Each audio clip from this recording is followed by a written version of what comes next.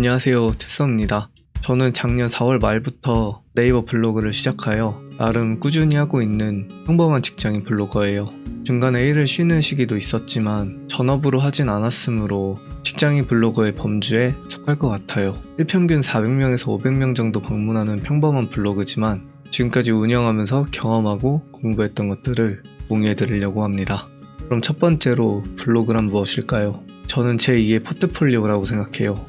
네이버 블로그에 자신이 좋아하는 분야의 글을 쓰면 가끔 협찬 제의나 체험단 문의 같은 게 쪽지로 꽤 들어오거든요. 맛집 리뷰어는 맛집에 가서 맛있게 먹고 최대한 맛있게 찍고 그 다음에 포스팅을 해주고, 전자기기 리뷰어는 무선 이어폰이나 마우스, 키보드 같은 제품들을 받아보고 쓴 다음에 자신의 느낀 점을 바탕으로 리뷰를 하게 됩니다. 저는 이런 걸 단순하게 생각하지 않고 하나의 포트폴리오를 만들어가는 과정이라고 생각하는데요. 내가 적은 것들이 쌓이고 그것들을 업계 관계자들이 보고 평가를 내릴 수 있거든요. 저의 글쓰는 실력이나 성실함을 보는 거죠. 이런 저의 포트폴리오를 이용하면 블로그가 단순 취미 활동을 넘어서 부업이 될 수 있다고 생각해요. 그러면 블로그는 어떤 종류가 있을까요? 네이버 블로그, 히스토리, 워드프레스 이렇게 세 종류가 있는데 가장 대표적입니다. 그럼 이제 각각의 장점과 단점에 대해서 설명해 드리도록 하겠습니다. 먼저 네이버의 장점으로는 진입 장벽이 굉장히 낮습니다. 네이버 아이디만 있으면 바로 시작할 수 있죠. 그리고 글쓰기 에디터가 굉장히 잘 되어 있는데요.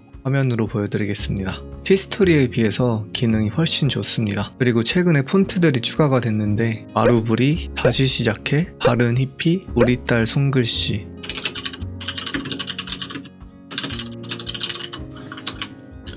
이렇게 4가지의 폰트가 추가가 되었습니다.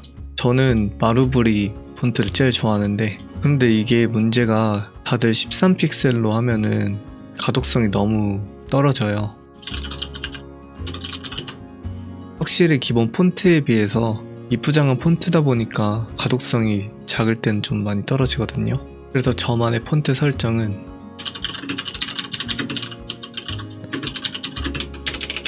폰트 사이즈 15픽셀, 폰트 웨이트, 볼드, 굵게 처리해주면 가독성이 완전 짱입니다.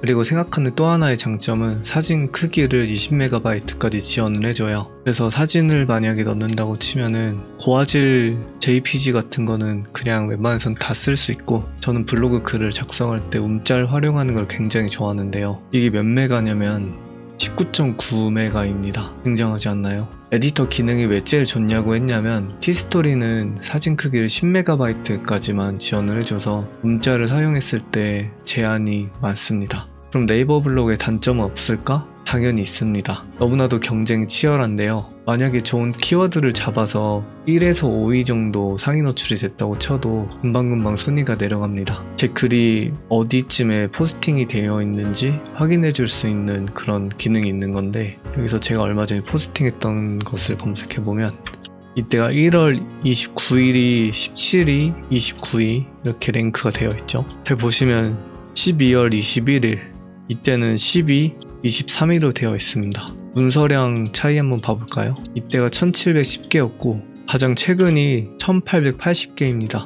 한 달 동안 NT550SCR이라는 노트북을 주제로 쓴 포스팅이 약 200개 정도가 추가가 된 거죠. 경쟁이 너무 치열해요. 그래서 금방금방 순위가 떨어지곤 합니다. 그래서 끊임없이 글을 써줘야지 자신의 방문자 수가 유지가 되고, 그 외에 단점은 애드포스트의 수익이 쥐꼬리만 하다는 것? 다음으로는 티스토리의 장점을 말씀해 드리려고 하는데요. 일단 티스토리라는 것 자체를 처음 들어보는 분들도 계실 거라고 생각합니다. 저는 네이버 블로그를 하면서 이제서야 알게 되었으니까요. 하지만 이게 장점이라고 생각합니다. 그만큼 사람들이 몰라서 경쟁이 치열하지 않거든요. 제가 티스토리 글을 작성하면 웬만해선 첫 페이지에 노출이 됩니다. 가끔 맨 위에 상위 노출이 될 때도 있고, 그리고 티스토리를 하는 가장 큰 이유는 구글의 애드센스를 달 수 있다는 것이죠. 단점으로는 좀 불편합니다. 네이버 블로그에 비해서는 확실히 불편한데요. 그런데 뭔가 또 감성은 있어요. 제가 운영하는 티스토리를 보여드리겠습니다. 이렇게 기본으로 제공된 스킨들이 너무 깔끔하고 모던하고 미니멀리즘하죠. 근데 광고가 좀 덕지덕지 붙어있네요.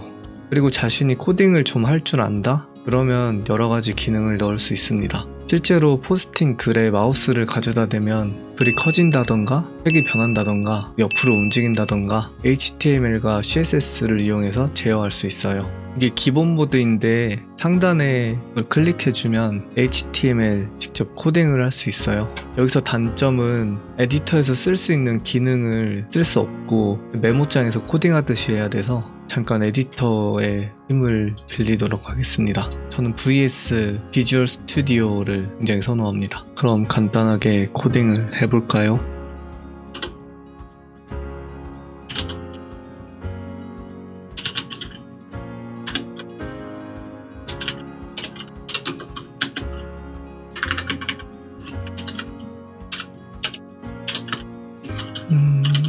헬로 아이디는 헬로 저는 색이 빨간색이고 폰트 사이즈는 14픽셀로 하고 너한테 마우스를 가져다 대면 어떻게 변할 거냐면 왼쪽으로 20픽셀 이동, 색은 딥스카이 블루, 폰트 사이즈는 20픽셀, 그다음에 볼드. 에디터를 이용하면 이렇게 편하게 코딩을 할 수 있습니다. 복사를 해주고 붙여넣기를 해주면은 미리 보기. 기본 폰트 사이즈는 14픽셀, 컬러는 레드. 마우스를 가져다 대면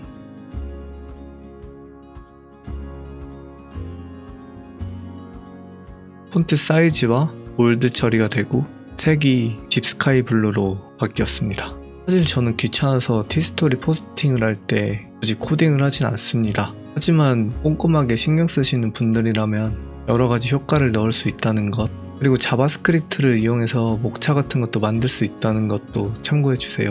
하지만 간단한 웹 코딩도 잘 모르시는 분들이 많기 때문에 진입장벽을 높이는 요소가 된다고 생각해서 약간 단점이 아닌가 싶습니다. 그리고 마지막으로 워드프레스의 장점은요, 사실 워드프레스는 아직 사용해보진 않았습니다. 그래도 제가 서치해본 결과 저만의 홈페이지를 만들 수 있다는 거예요. 그리고 네이버나 히스토리처럼 저품질에 대해서 약간 좀 걱정을 많이 하시잖아요. 워드프레스는 그런 걱정이 훨씬 덜합니다. 물론 선정적인 글들이나 쓸데없는 글들을 많이 쓰면은 노출이 잘 안 되겠지만 네이버나 다음에 비해서 좀 더 자유롭게 글을 쓸 수 있는 거는 팩트죠. 그리고 티스토리처럼 애드센스를 달 수 있는 것도 장점입니다. 단점은 티스토리보다 훨씬 더 어렵다는 겁니다. 제가 알기론 워드프레스는 그래도 드래그 앤 드롭으로 홈페이지를 만드는 방식으로 알고 있거든요. 직접 하드코딩 하는 게 아니라. 그래서 디자인 하나하나 다 신경을 써줘야 되고, 그리고 워드프레스를 쓴다고 구글에 상위 노출이 꼭 보장이 되는 것도 아니라서 이 부분은 좀 많이 애매하고요. 도메인을 사야 된다는 점, 호스팅 비용이 든다는 점, 초기 비용이 꽤 들어갑니다. 지금까지 블로그의 종류와 장단점에 대해서 간략하게 설명을 해드렸습니다. 원래 이 영상이 블로그별 포지셔닝 전략과 블로그를 어떤 식으로 시작할지, 어떤 글을 적어야 할지 다 넣어보려고 했는데 그러려면 내용이 너무 많아져서 오늘은 여기까지만 하려고 합니다. 다음 영상은 네이버, 티스토리, 워드프레스의 포지션을 어떻게 정하고 어떤 식으로 계획을 해야 될지에 대해서 설명해 드리려고 합니다. 지루할 수도 있었을 텐데 끝까지 봐주셔서 감사합니다. 다음 영상이 기대가 되신다면 구독과 좋아요 부탁드립니다. 감사합니다.